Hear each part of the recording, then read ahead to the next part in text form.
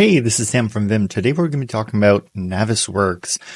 We're all used to this user interface, and you've probably spent, a day a week or hours every week going in here, classifying everything and reviewing this with your coworkers and all the teams that you're working with. This is basically kind of the industry standard, and this is the interface that we have, right? So what if there was a better way to share this information once it's been classified, once it's been reviewed? Well, what we're given as an option is this HTML sharing. And once again, we feel like maybe we're traveling in time. Maybe something's happening where the user interface wasn't really that polished, and there's not really any sign of this ever improving. So this is where Vim and Power BI comes in. With Vim, you really have the ability to take all of this information and reassociate it with your Revit model. However, you're the master of your own destiny. So you can improve the user interface, and you can do basically whatever you want with it. So this is my first go at improving the clash detection from Naviswork. And this is really an interactive report that can be shared online. And as I mentioned, you can decide how you want to display it, right? So here I have the status, the assignment, the clash test name. I can also filter it by which model or even by which category I'd like to see.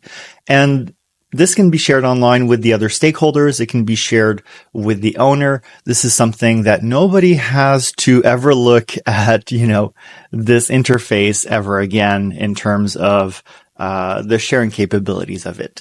So let's look at what we have here. We can see the quick counts if we drill up of how many items are reviewed. If we click on them, we see that it's interactive, so we see what is active or not.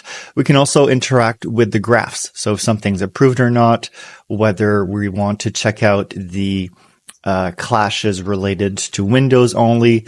And let's drill down and kind of expand this to go into more of a micro analysis. So we go all the way down to the Revit ID, right? So if I see I want to resolve this clash, I know exactly which Revit ID to go back into my model.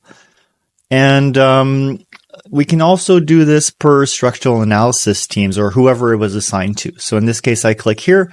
I see exactly the clashes. I can go through them. And it's pretty clear and very intuitive what's going on.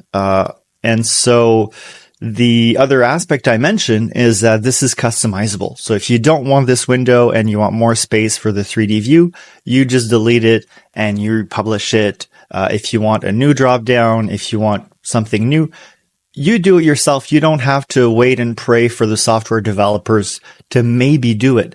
You're the master of your own software without becoming a software developer, without having to learn how to program, without any of that. So that's really Vim's capabilities married to Power BI, where you get all of the data and you can integrate it however you'd like. So thanks for listening. Have a great day.